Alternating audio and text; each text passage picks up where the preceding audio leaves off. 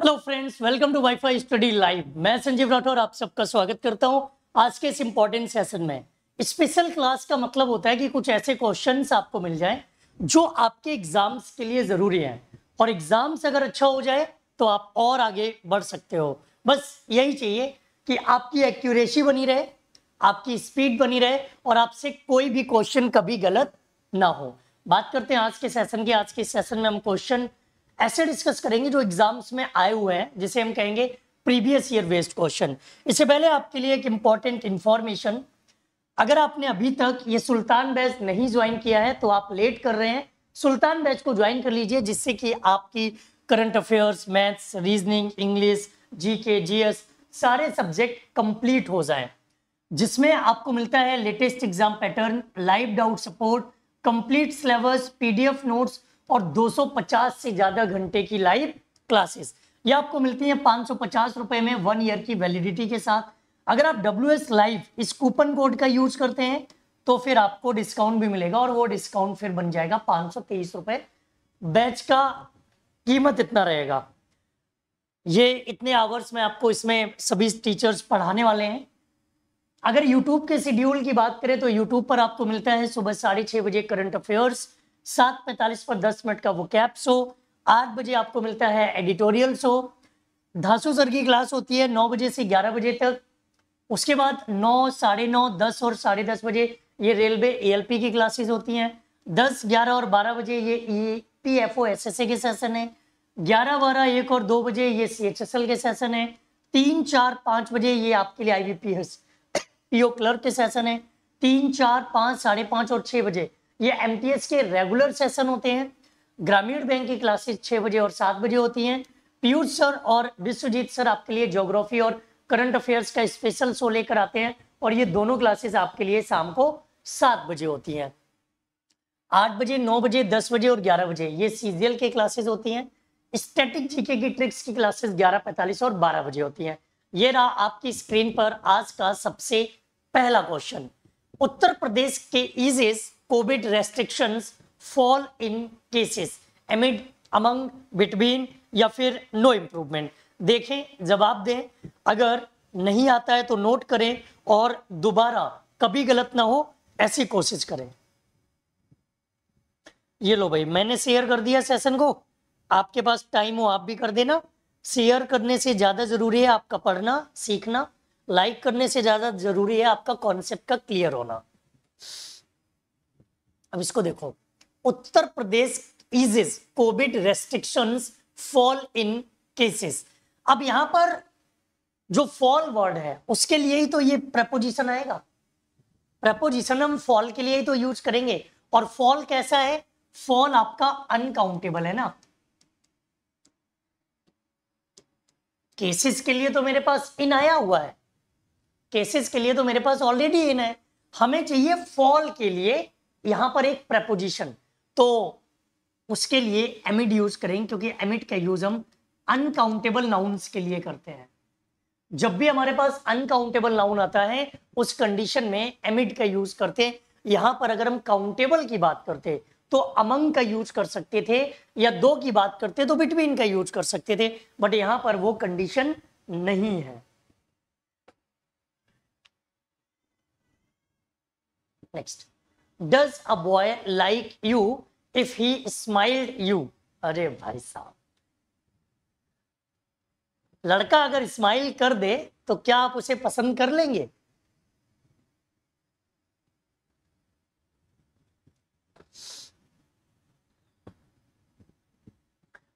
मैंने आपको कई बार बताया, ये गर्दन से ऊपर वाला जो लॉजिक है अपना,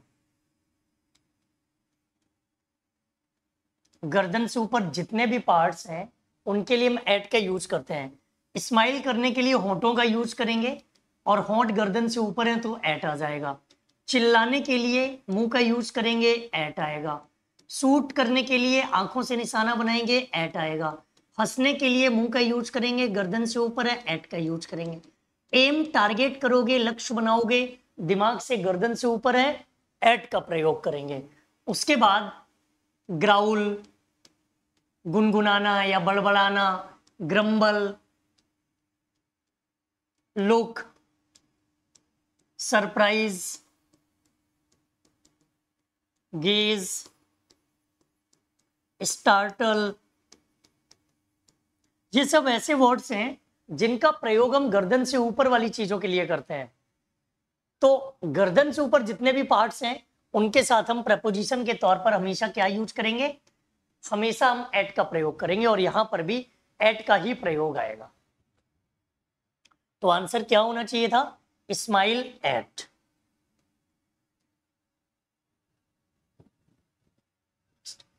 I like the boy is good. Whose is good? Whom is good? Which is good?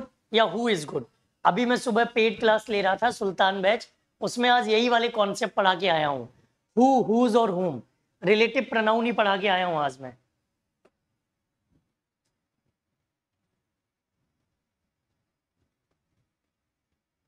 अब हमें यहां पर पर्सन के लिए सब्जेक्ट चाहिए, और जब हम बात करते हैं पर्सन की, सब्जेक्ट की, तो उसके लिए हमें किसकी जरूरत पड़ती है, हु की। तो यहां पर भी हम किसका यूज करेंगे, यहां पर भी हम हु का यूज करेंगे। Next, when she was young she write poetry.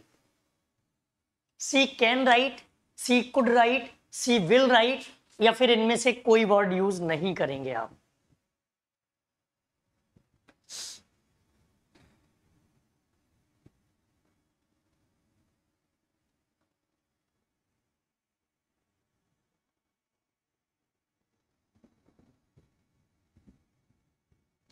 इसको देखो, जब भी हम बात करते हैं इस तरह की सेंटेंसेस की, मॉडल वर्ब की, कैन इसका पास्ट होता है कुड, मे इसका पास्ट होता है माइट, सेल इसका पास्ट होता है शुड, विल इसका पास्ट होता है वुड। अब अगर प्रेजेंट में यूज करोगे तो आप कैन का यूज कर सकते हो, बट अगर पास्ट की बात करोगे तो कुड का प्रयोग करोगे। अब इस सेंटेंस में देखो, यहां पर क्या लिखा है, सी वाज, ये लिखा है पास्ट में। अगर ये पास्ट में है तो फिर हमें कुड भी किस में चाहिए, पास्ट में।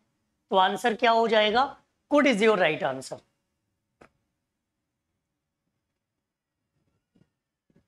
Next, she wants to become, ये तो बहुत ही आसान है, इंडेफिनिट आर्टिकल का क्वेश्चन है।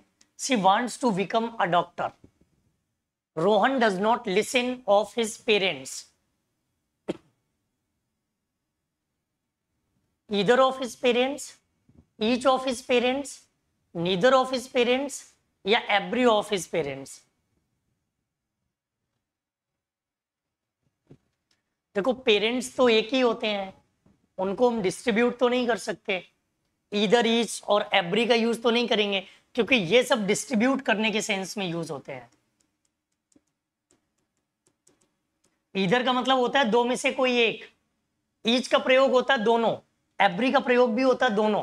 अब पेरेंट्स तो एक ही होते हैं, पेरेंट्स के सेंस में ईच, एवरी, ये डिस्ट्रीब्यूटिव प्रोनाउन होते हैं। और डिस्ट्रीब्यूटिव का मतलब क्या है, ये बांटने के लिए यूज होते हैं, ये बांटने के सेंस में यूज होते हैं। और जब ये बांटने के सेंस में यूज होते हैं तो इनके साथ हम ये ईदर, ईच और एवरी यूज नहीं कर सकते।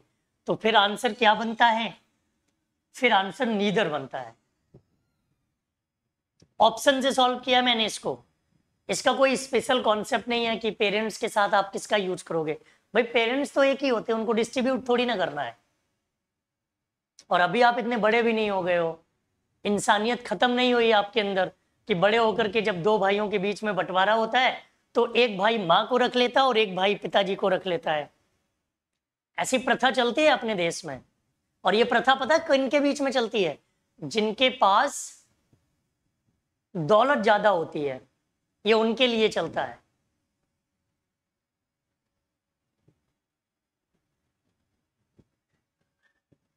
Although he is a defensive batsman, but he bat with aggressive if needed.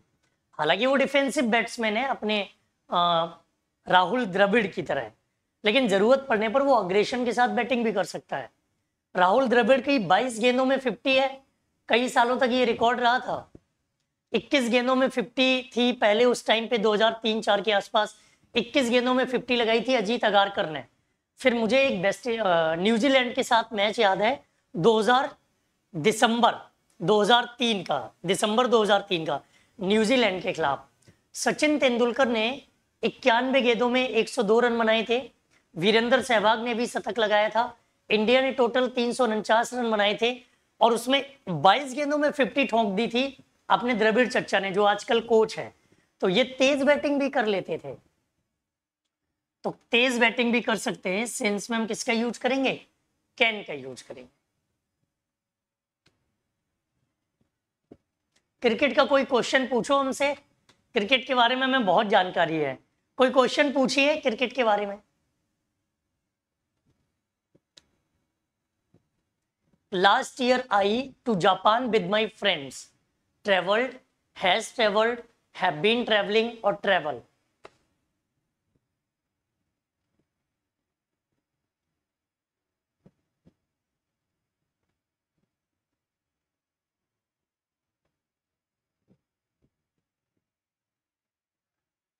अब इसमें देखो, लास्ट ईयर के साथ हम पास्ट इंडेफिनिट टेंस ही तो यूज करेंगे।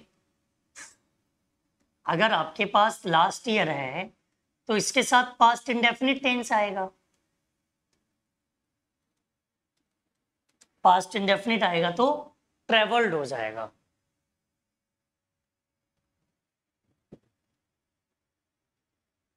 Next, yesterday European called out their office. Comment क्यों नहीं आ रहे हैं सबके? इतने सन्नाटे में क्यों हो? कमेंट कब करोगे? Yesterday, European called at their office.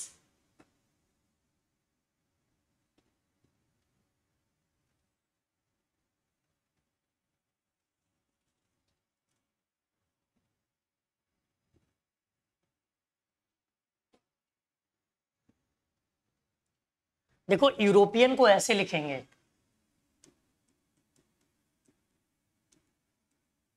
Pronunciation यही तो है ना।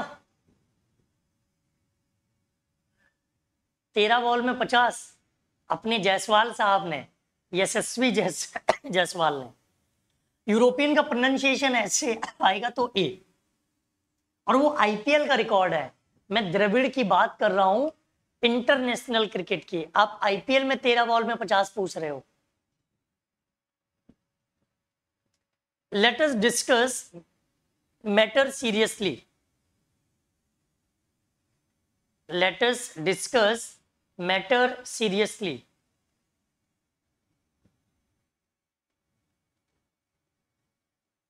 एक फिक्स फ्रेज है, डिस्कस द मैटर। तो क्या है? Let us discuss the matter seriously. By the time you get home, I'll clean the house from top to bottom.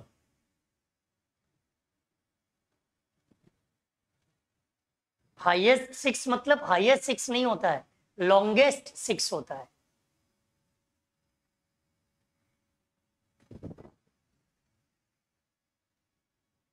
Highest 6 नहीं होता है, लॉन्गेस्ट 6 बोले जाते हैं, क्योंकि उसकी हम लेंथ देखते हैं। आईपीएल में पूछ रहे हो या फिर आप उसमें पूछ रहे हो, इंटरनेशनल क्रिकेट में। By the time you get home, देखो जब भी आपके पास बाय द टाइम आ जाए तो इसके साथ या तो पास्ट परफेक्ट टेंस यूज करो या फिर आप फ्यूचर परफेक्ट टेंस यूज करो। दोनों में से आप कोई भी टेंस यूज कर सकते हो, या तो पास्ट परफेक्ट टेंस यूज करोगे या फ्यूचर परफेक्ट टेंस यूज करोगे। तो ये क्या हो जाएगा? या तो यू हैड गॉट, ये करो, या फिर यू विल हैव गॉट, ये करो। ये दोनों ही सही होंगे।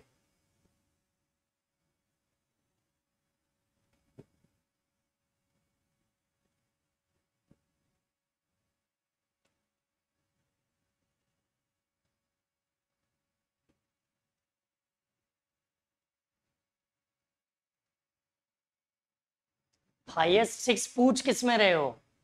इंटरनेशनल क्रिकेट में या फिर इधर आईपीएल में?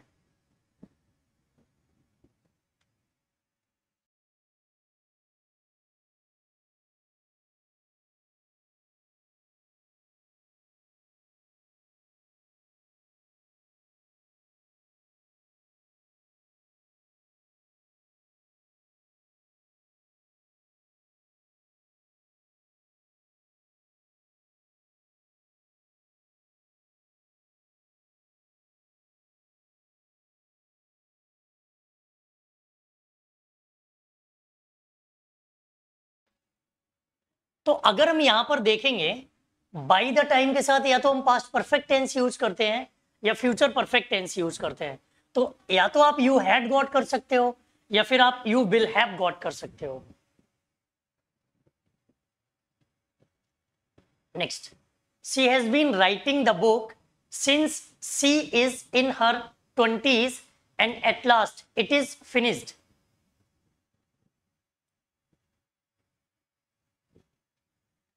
She has been writing the book since she is in her 20s and at last it is finished.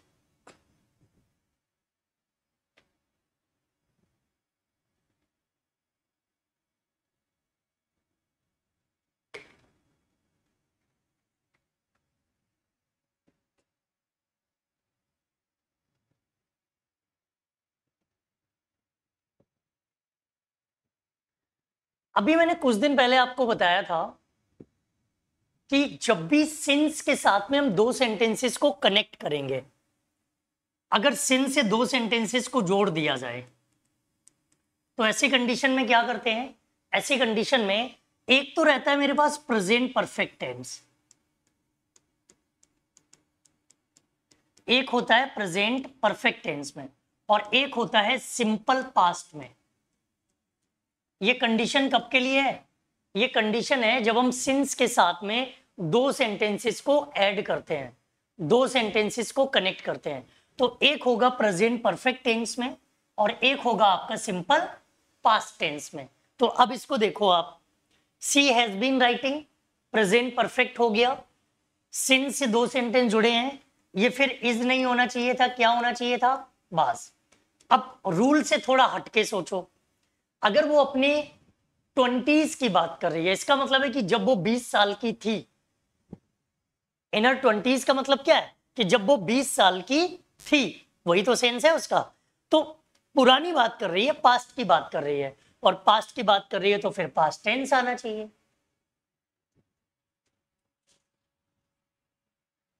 समझ गए?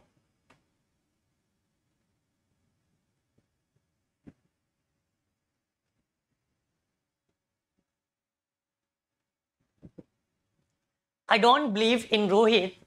He has lain to me several times. Verb की फॉर्म मैंने आपको बताई है।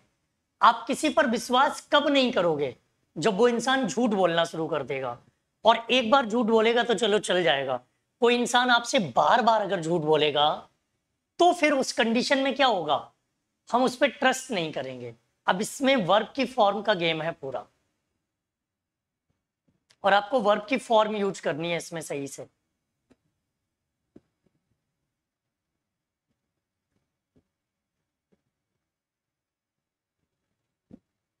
देखो, लाई का मतलब होता है झूठ बोलना, ये आपकी वर्ब की फर्स्ट फॉर्म है। सेकंड फॉर्म क्या हो जाएगा? ये। थर्ड फॉर्म क्या हो जाएगी? ये। I don't believe in Rohit. He has laid to me several times. ले जाने वाला होता है।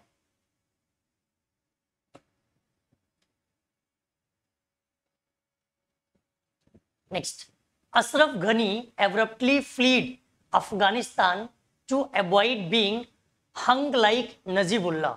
आपको याद होगा जब तालिबान ने अफगानिस्तान पर कब्जा कर लिया था, उस टाइम जो अशरफ घनी उस टाइम के राष्ट्रपति थे अफगानिस्तान के, वो देश छोड़कर भाग गए थे। लेकिन एक नजीबुल्ला थे जो शायद वाइस प्रेसिडेंट थे या किसी पोस्ट पर थे, उसे फांसी पर लटका दिया था। तो फांसी पर लटकाने की सही इंग्लिश क्या होती है वो आपको बतानी है। नहीं, 10 से 12 आज यही क्लास होगी। 10 बजे स्टार्ट किया है ना मैंने, 10 से 12 बजे तक इंग्लिश चलेगा, फिर 12 से 2 बजे तक मैथ्स रहेगा, फिर 2 से 4 बजे तक जीएस रहेगा, फिर उसके बाद बाकी सब्जेक्ट रहेंगे। तो आज 11 बजे वाली क्लास इसी में हो जाएगी। फांसी पर लटकाने के लिए हम यूज करते हैं हैंग्ड। हैंग का मतलब होता है फांसी पर लटकाना, और इसकी सेकेंड फॉर्म क्या होती है, हैंग। थर्ड फॉर्म भी क्या होती है, हैंग। और ये जो हंग यूज हुआ है,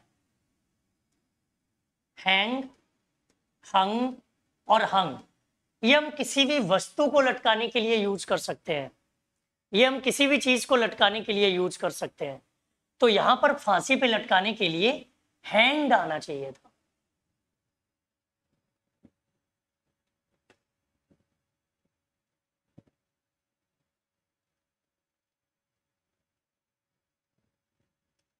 All the furnitures have been sent to the old office located in a town. All the furnitures have been sent to the old office located in a town.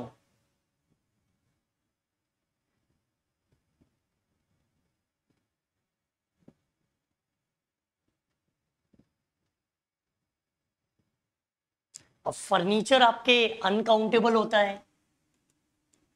English language में furniture uncountable noun है। Uncountable मतलब no plural. तो all the furnitures have been नहीं होगा, all तो आ जाएगा। All the furniture has been. Furniture के साथ वर्ब भी तो सिंगुलर आएगी फिर। Next, the actor and model Siddharth Shukla was cremated a day after he passed out at the age of 40.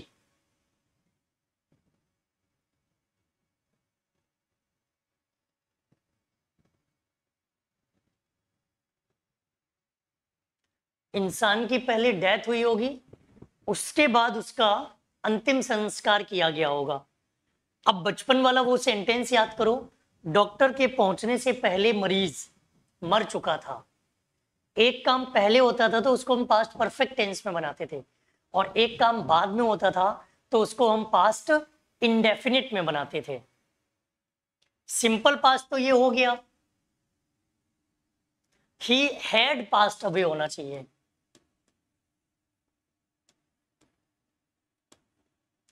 Pass out भी गलत है। पास आउट का मतलब होता है किसी जगह से गुजरना, किसी एक जगह से गुजरना।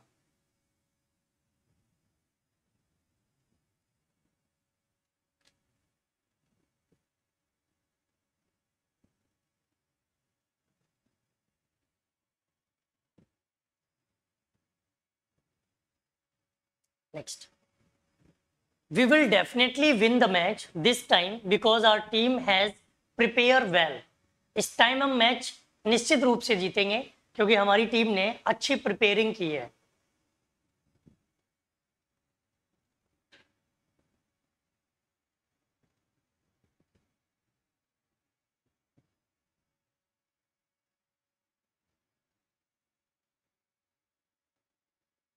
अब इसमें देखो, जब भी हैज और हैव आएगा, हैज, हैव और हैड, तो इसके साथ वर्ब की थर्ड फॉर्म आएगी, क्योंकि हैज हैव आएगा तो प्रेजेंट परफेक्ट टेंस और हैड आएगा तो पास्ट परफेक्ट टेंस। तो प्रिपेयर नहीं होना चाहिए, प्रिपेयर्ड होना चाहिए।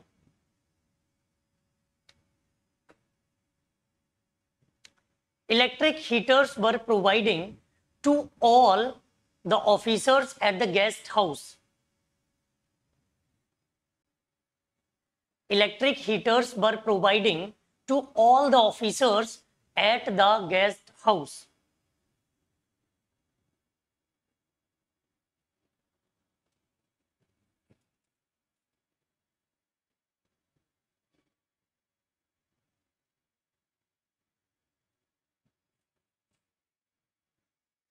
अब इलेक्ट्रिक हीटर्स अपने आप थोड़ी ना किसी के पास चले गए होंगे कि उनका मन है गेस्ट हाउस में जा रहे हैं चले गए और सबके साथ बैठ गए जाकर के।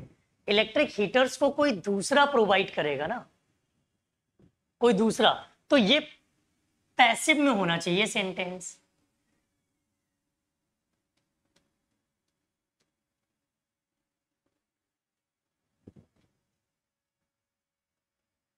Electric heaters were provided to all the officers at the guest house. नहीं, अब हीटर्स प्लूरल हैं, प्लूरल हैं तो बाज नहीं लगेगा, बर लगेगा, क्योंकि गेस्ट हाउस में बहुत सारे ऑफिसर्स को दिए गए हैं। और जब कोई चीज बहुत सारे ऑफिसर्स को दी गई है तो अब एक हीटर तो नहीं काट काट के दे दिया गया होगा, केक तो है नहीं।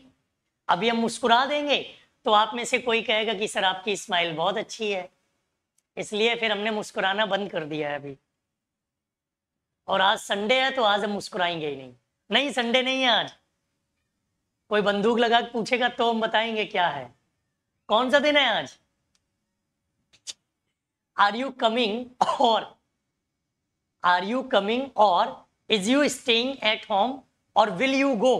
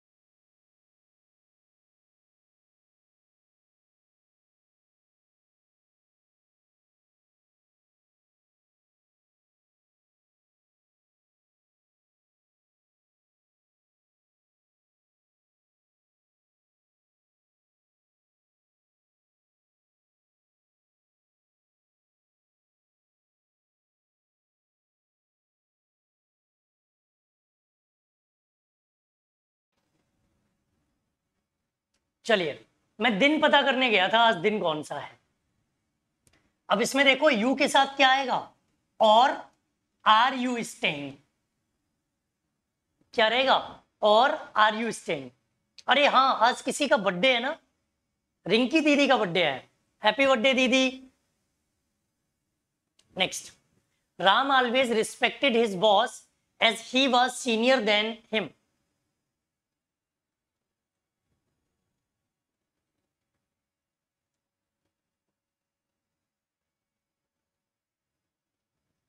Ram always respected his boss as he was senior than him.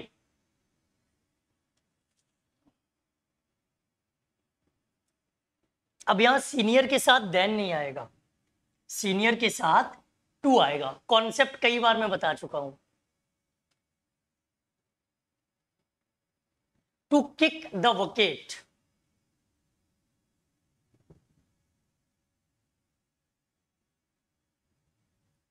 to give up on something, to pass away, to give something away, to be unhappy.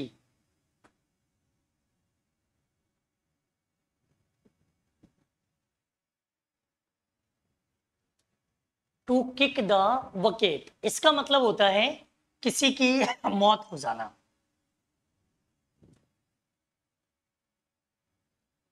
To bury the hatchet, to put aside differences, to put away a weapon, to bury a weapon, to hide something. To bury the hatchet.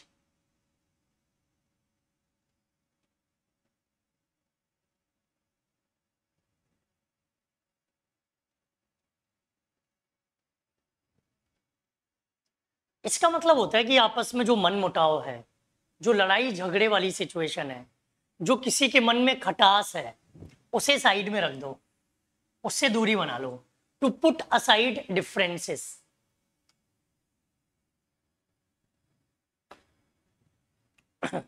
Watch something like a hawk. Observe very closely. To have a big vision. To be a word observer. To daydream. Watch something like a hawk. किसी पर चील जैसी या बाज की नजर रखना।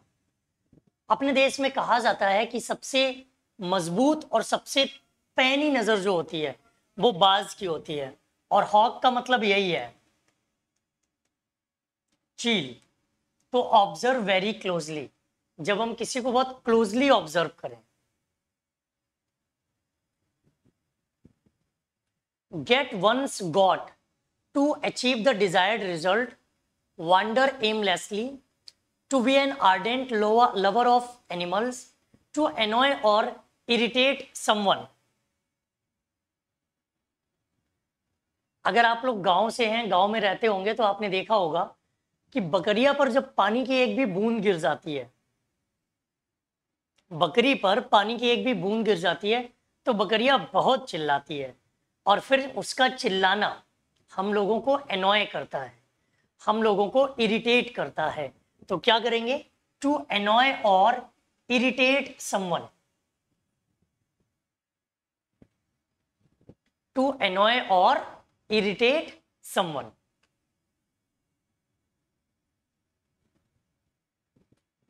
Pot calling the cattle black. Hindi है, उल्टा चोर कोतवाल को डांटे।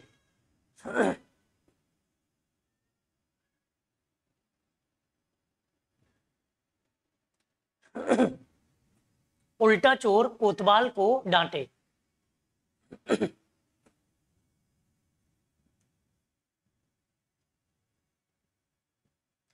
To criticise someone for something you are guilty of. गलती आपकी है लेकिन आप डांट किसी और को रहे हो, आप गलत किसी और को ठहरा रहे हो। To criticise someone for something you are guilty of. Throw a wrench in the works, to do something badly or cheaply, to describe exactly what is causing a situation or problem. When a task something is very easy, to create an obstacle that makes things more difficult.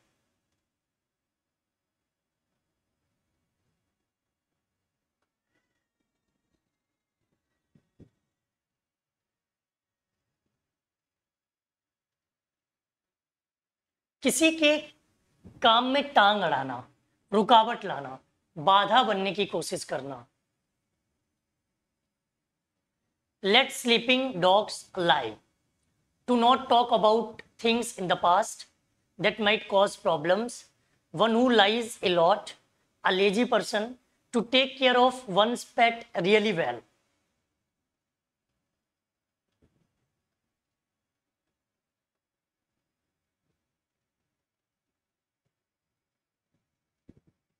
Late sleeping dogs lie. इसका मतलब है कि जो पुरानी चीजें हैं उन्हें खत्म करो।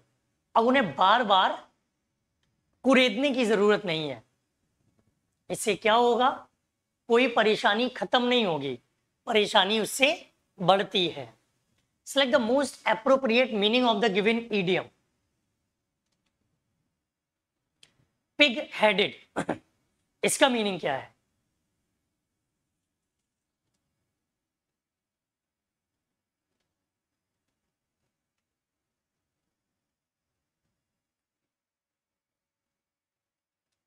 पिग हेडेड का मतलब होता है जो इंसान थोड़ा जिद्दी टाइप का हो, स्टबर्न हो। कैसा हो? ये 30 क्वेश्चन डेडिकेटेड थे उन स्टूडेंट्स के लिए जो एमटीएस का एग्जाम देने वाले हैं। हर तरह की क्लासेस, हर तरह के स्टूडेंट्स अपने साथ होते हैं, तो ये 30 क्वेश्चन किसके लिए डेडिकेटेड थे? एमटीएस वालों के लिए। और रेगुलर क्लासेस जो आपकी एमटीएस की होती हैं वो रोज 3 PM आपकी क्लास होती है।